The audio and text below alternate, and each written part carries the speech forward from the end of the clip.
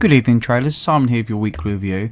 So last week we suggested to look more towards the stock market as we felt the forex market itself would be a bit slow and dead in the water, and obviously the last 5 days just seen us really just move up and down, very small amounts of movements within the US dollar itself. The US index, the US dollar index as well, very similar as well. We did say be careful, it's daily 50 EMA, didn't like it and hasn't really moved so far. Do you have any more structure to the upside? Well, I suppose you could say yes, because it's daily 50 EMA, there would be some moves. However, the weekly chart does gives you this kind of the small inside bars again, pretty much. And the monthly itself, really at the moment, this pin bar there doesn't give me much confidence to actually want to trade that into the long side as well. So, just again, be wary.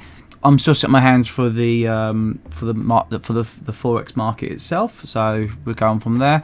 Aussie, we did say opened lower last week, carrying on going lower now. So what I'm looking for really, if I was to take a long position, I'd need to move down towards this area, maybe around 67. So I'll pop a line in there now very quickly for you guys. What do we have? Do you have anything long here? Let's have a little butchers. No, there's not much there to be quite honest. Would I trade off that level? Not really. Maybe an intraday trade if we come down to that level, but I'm not really interested at the moment. Bear in mind, this is a lower high still, this is, so we're still trending downwards. Just be very careful of taking long positions right now. At the same time, because it's a US dollar pair as well, it's going to be a bit choppy, it is. Euro pound, just going to touch on that one very quickly. We've moved down significantly since August, so I'll be looking now. We're at another key level now of 88. You can zoom out a yellow box there of 88 as well. We've had some good trades like that in the past, so I will just be looking now if we got any formation on the lower time frame, maybe another double bottom there or something. Something there could be good for a shorter term trade. If you was to take a trade long, it would have to definitely be moved up. You have to take your profit when this next area here is a short term trade. That's what I'll be looking for there. Euro dollar, again, I said I was concerned about the problem between this double bottom pattern or these two little wicks here and this daily 50 MA. Again, because it's the dollar and the euro together, hasn't moved at all. So kind of the same this week. Nothing's really happened. So I just want to sit on my hands. The pound has gradually moved up, but it's been slowing down again. Very similar to this area here at the moment. I would like a proper pullback now and test this daily 50 MA before making any decision going long. I did suggest to some people that we could maybe get a test on this 124 level and take a short-term trade, which did happen. But now, again, because it's a dollar, just chill. Let it just do what it wants to do first of all. Wait for the better trading opportunities, because the dollar will actually be quite violent, I think, really, in the next few days or so. Things coming up. The Kiwi has actually broken down, so this shows you how weak the Kiwi really is, because this is Kiwi dollar. The Kiwi's broken down, making lower lows all the way through, so you can probably find even Euro Kiwi has carried on heading up, of which it has as well. So you can definitely see the Kiwi's one of the weaker pairs here, and if you was to trade it, I'll be looking for other opportunities to start shorting the Kiwi elsewhere if you can, or if there's reversal in place, but there's not much there at the moment. The trade I suggested last week was the stock market. We was at tweezers last week. I did take the trade. It pulled back nicely. It made a little double top pat and then started breaking down. So I've obviously taken this trade. I do think it's a fairly good trade to take. Nice bearish candle for Friday. Not the greatest volume in the world, but it is there. Let's look at the weekly chart. Weekly chart's got this inside bar now at the very top. So I'm happy to keep the trade open for the moment. Although I did say take your profit at 2950, I've only got half a position for that. The other half, I will see if I can get down to this upward sloping trend line around here, around 2860, that kind of area there. Just draw it in here for you. That's where my ultimate goal will be for the moment. So that's not too bad at the moment. FTSE.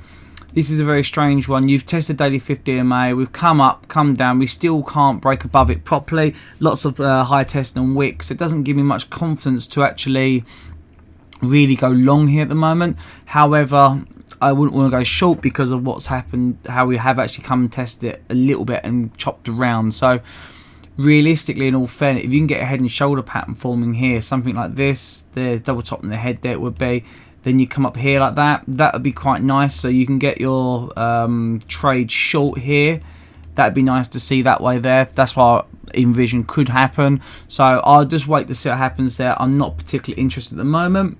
Dollar CAD, I suggested I would like it to go back to the top and test again. It did come back, and obviously I got in this on this bearish candle here. I was quite happy with that. Put my stop above there. We'll see what happens. My target again is pretty much is open. I'm going to trail my stop most likely. See how things go from there. See what actually really happens. Now, the difference with the daily 50 MA here is that it's the key level I'm trading away from. We had some good weekly candles in the past as well, so although I'm trading into we had these high tests here, because although I'm trading into the weekly, so the daily 50 EMA, it's actually the formation of the candles and what's happening there is quite nice. Dollar Swiss, I suggested some people we should wait for this kind of thing to happen, break down and come back up again. I didn't trade it long because I didn't know what's happening with the dollar as such. I was a bit wary of that one, so I'm just still waiting. Does it still conform? Yes, it does. Do you want to go long here? Not against the dollar, not buy the dollar here. If I want to short the Swiss, I might short it elsewhere. However, if I want to short the dollar, a break and retest, obviously a bit further on now like that, would be kind of decent to look at. Dollar yen, I've not looked at a long time. I haven't really traded this, to be quite honest. If you get some tests around 107 though, you got your left shoulder here, double bottom pattern for your head. Right shoulder could be forming here around daily 50 MA. It's broke up, come back down. That's not so bad actually, in all fairness. So you could see the yen actually weakening off a little bit in the next few weeks as well, maybe as it comes down, then it weakens off and heads back up there. Again, we'll keep our eye open for that one. Silver, I'm not really interested now. I wanted to come down to 17.2, then come back up to 17.7, 17.9. It's just chopped around, nothing really happened there. Gold itself, the daily 50 is still on your side to go long. It's got a bullish engulfing candle there. Doesn't mean I'm happy with it either. If I was long and I was going to hold long for a short-ish time, 15.50 again with my target. However, I can obviously point out some form of head and shoulder pattern there. So obviously the right shoulder hasn't formed yet, but just so keep that in mind as well. People are going to see two sides of the coin here. And that really is it, really, all fairness, guys, this week. Like I said, I'm not particularly happy with the dollar. It's not moving much at the moment. Everyone's sitting on their hands and waiting. And like I said, the stock market was the best trade last week. And it looks like this week, again, shorting the S&P 500 could be a good decision for medium-term trade. Okay, guys, any questions, give us a shout. And we'll speak to you soon. Take care.